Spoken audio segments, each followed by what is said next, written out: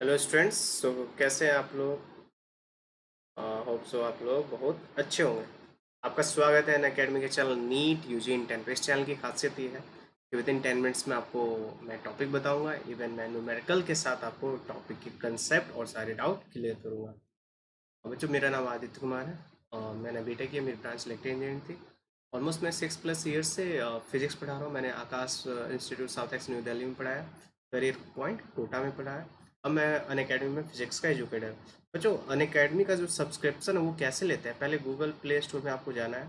ठीक है, आप ऐप को डाउनलोड कीजिए और वहाँ सब्सक्रिप्शन गेट सब्सक्रिप्शन पे क्लिक करना है। यहाँ देखिएगा डेली लाइव क्लासेस होती है, लाइव टेस्ट एंड क्विजेस होती है, स्ट्रक्चर्ड कोर्सेज, अनलिमिटेड एक्सेस है। डेली लाइव क्लासेस, आप डाउट पूछ सकते हैं कमेंट सेक्शन में जाके। अनलिमिटेड एक्सेस का मतलब आप मान लीजिए 12 या 24 मंथ्स का सब्सक्रिप्शन ले रहे हैं तो आप तब तक उसको क्या कर सकते हैं, किसी भी लाइव वीडियो को रिकॉर्डेड रहेगा उसको आप एक्सेस कर सकते हैं।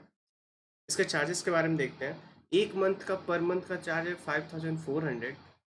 10% डिस्काउंट, जो भी 10% का ये डिस्काउंट है बच्चों, वो कब मिलेगा आपको? मेरा रेफरल कोड आदित्य यूज कीजिएगा तब।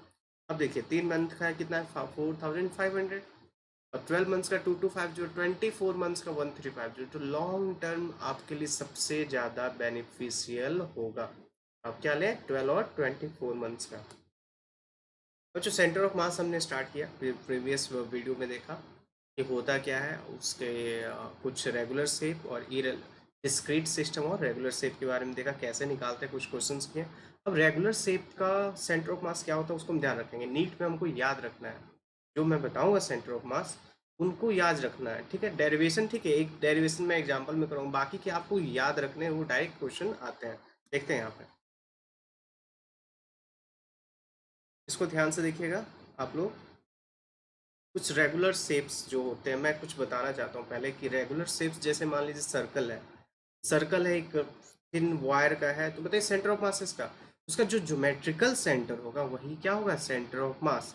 सो ऑलमोस्ट जितने भी रेगुलर शेप होते हैं उसका जो ज्योमेट्रिकल सेंटर होता है वहाँ सेंटर ऑफ मास। से एग्जाम्पल मैं पहले समझा रहा हूँ। मान लीजिए ये आपका क्या है, ट्रायंगल है, तो इसका जो है ज्योमेट्रिकल सेंटर यहाँ होगा, डायगोनल जहाँ कट करता है, तो यही क्या है, सेंटर ऑफ मास इसका। अब मान लीजिए स्क्वायर है तो ये भी इसका क्या होगा, सेंटर ऑफ मास, मतलब ज्योमेट्रिकल सेंटर, सेंटर ऑफ मास। मान लीजिए सर्कल है, इसका रेडियस सी है, सॉरी सेंटर, तो ये भी क्या है, सेंटर ऑफ मास। अब यहाँ ट्रायंगल है तो ये क्या है, इसको सेंट्रॉइड, इसका क्या है, इसका सेंटर ऑफ मास। ठीक है, ये है, मान लीजिए अब दो है तो इसका हमको निकालना पड़ेगा। ठीक है, ये मान लीजिए रिंग है तो इसका सेंटर ऑफ मास सेंटर। ठीक है, its position depends on the shape of the body. Shape of the body पे डिपेंड करता है किस पॉइंट पे ये बैलेंस करेगा वेट को, या ज्योमेट्रिकल सेंटर होगा। ठीक है, मान लीजिए आप रेगुलर हेक्सागन है बच्चों, इस तरह से है ना, तो इसका भी सेंटर ऑफ मास कहाँ है, इसके सेंटर पे, ज्योमेट्रिकल सेंटर पे। अब देखते हैं, अब बोला है कि दो सिस्टम है, एम और एन, इसका सेंटर ऑफ मास निकालना है। इसको चलिए हम क्या करते हैं, एक एग्जांपल से समझाने की कोशिश करते हैं। ये एक है, मान लीजिए ये इसका जो डिस्टेंस है, इन दोनों के बीच का डिस्टेंस है बच्चों x। आपको निकालना है, इसका मास है m, इसका भी मास है m, इसको सिस्टम का सेंटर ऑफ मास निकालना है।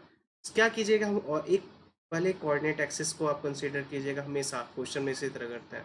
बताइए, इसका तो जीरो हो गया, इसका क्या हो गया, x। तो बताइए x एक्सिस का एक्सीएम का फॉर्मूला क्या था, एक्सीएम का था m1 x1 plus m2 x2 divide by total mass m1 plus m2। बताइए यहाँ पे m1 x1 क्या है, यहाँ पे जीरो है कोऑर्डिनेट, यहाँ पे क्या है x, है ना, x है ना, यहाँ पे x है आपका, ये जीरो, y कोऑर्डिनेट जीरो, तो ये zero plus m into x divide by कितना, m प्लस m।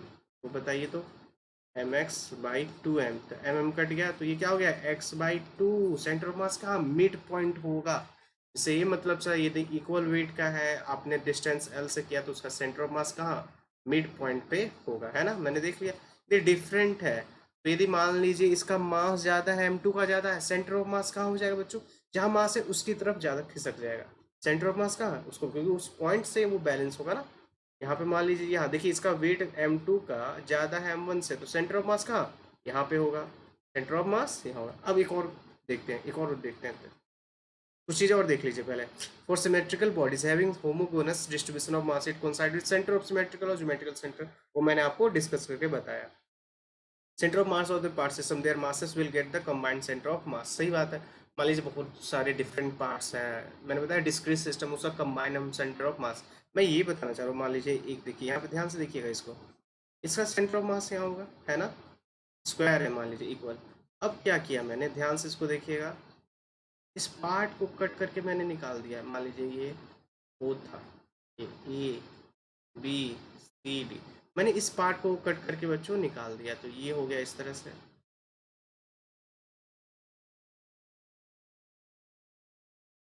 ये क्या था, ए बी ओ डी, और ये तो हट गया सी। बताइए इसका सेंटर ऑफ मास कहाँ चलेगा, इसका सेंटर ऑफ मास इधर शिफ्ट हो जाएगा, किसके अलोंग, ए ओ, क्योंकि ये मास क्या है, यहाँ से कट करके ये पोर्शन निकाल दिया, तो किसके अलोंग, ए ओ का। अब देखते हैं इरेगुलर शेप्स का, देखते हैं। It is independent of coordinate system, example the centre of mass of ring as its centre whatever is centre coordinate system, ये हमने सारा डिस्कस कर दिया। If the origin of coordinate system is centre of mass, तो उससे हाँ सही बात है, यदि ओरिजिन पे, यदि मान लीजिए ये है एक्स एक्सिस, ये वाई एक्सिस, आपने रिंग को यहीं रख दिया, बताइए इसका सेंटर क्या, ओरिजिन तो सेंटर ऑफ मास, इसका क्या मान लेंगे, आरसीएम क्या मान लेंगे, जीरो, क्योंकि हम कोऑर्डिनेट से शो कर रहे हैं तो जीरो हो जाएगा, ठीक है। अब देखिए centre of mass of uniform circular ring lies at कितना है, 2r/पाई, आपको ये याद रखना है, इसका हम डेरिवेशन देख लेंगे, एक दो का डेरिवेशन देख लेंगे, ठीक है। अब देखिए centre of mass of uniform semi circular disc, ध्यान रखिए, ये क्या है, रिंग है, ये यहाँ पे मास नहीं सिर्फ रिंग है, एक वायर की तरह, ये डिस्क है, डिस्क क्या, प्लेन शीट की तरह, इसका सेंटर ऑफ मास कितना, वाई से 4r/3m, ये फॉर्मूले सारे याद रखने बच्चे। चलो एक का डेरिवेशन देख लेते हैं, जल्दी से समझ लेते हैं। Centre of mass of a uniform semi circular wire, अच्छा बताइए सेमी सर्कुलर वायर ले लिया हमने, तो ये थीटा है, तो यहाँ पे क्या हो जाएगा, ऊपर जाएंगे तो डी थीटा हो जाएगा। इस सेक्शन का बताइए, तो थीटा इक्वल टू क्या होता है, D theta equal to L/R होता है ना, तो बताइए L इक्वल टू कितना, आर डी थीटा, तो ये सेक्शन क्या हो गया, आर डी थीटा। अब मास निकालना है, तो डीएम निकालना है बच्चों, तो हम क्या निकालेंगे, linear mass density pi r, कैसे, क्योंकि टोटल मास है, इसका लेंथ कितना है, पाई आर, तो पाई आर हो गया, इस सेक्शन का लेंथ कितना है, आर डी थीटा, है ना, ये रख दिया हमने, देखिए ये हो गया, ठीक है।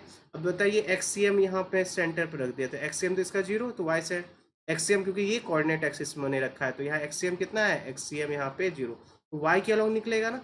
चलिए वाई सी एम का फॉर्मूला क्या होता है, 1/m integration y d m, तो डीएम की जगह बच्चों ये रखेंगे हम क्या, मास, ये फॉर्मूला m/पाई, ठीक है। अच्छा बताइए वाई को हमने आर साइन थीटा कैसे रिप्लेस किया, आप चेक कीजिएगा, आर ये जो है, ये आर है, तो ये क्या हो जाएगा, आर कॉस थीटा, और ये क्या हो जाएगा, आर साइन थीटा। इसकी हाइट वाई एक्सिस से ना एक्स डीएम होता है इंटीग्रेशन, उसी तरह वाई क्या हो जाएगा, डीएम, जो हाइट है यहाँ से ऊपर, ये हो गया आर साइन थीटा। इसको इंटीग्रेशन कीजिएगा, इंटीग्रेशन आप कर सकते हैं, इसको कीजिएगा सॉल्व, ये आ जाएगा 2r/पाई, एक्सीएम कितना जीरो, वाई से शिफ्ट यहाँ पे आएगा, मैंने देखा था ना 2r/पाई, ठीक है, समझ में आया। तो हम नेक्स्ट वीडियो में हम क्या करेंगे, कंटिन्यू करेंगे इसको। हमको क्या करना है, वीडियो को लाइक करना है, चैनल को सब्सक्राइब करना है, मुझे फॉलो करना है, रोटेशन बहुत अच्छे से देखेंगे 10-10 मिनट के कंसेप्ट में। थैंक यू बच्चों।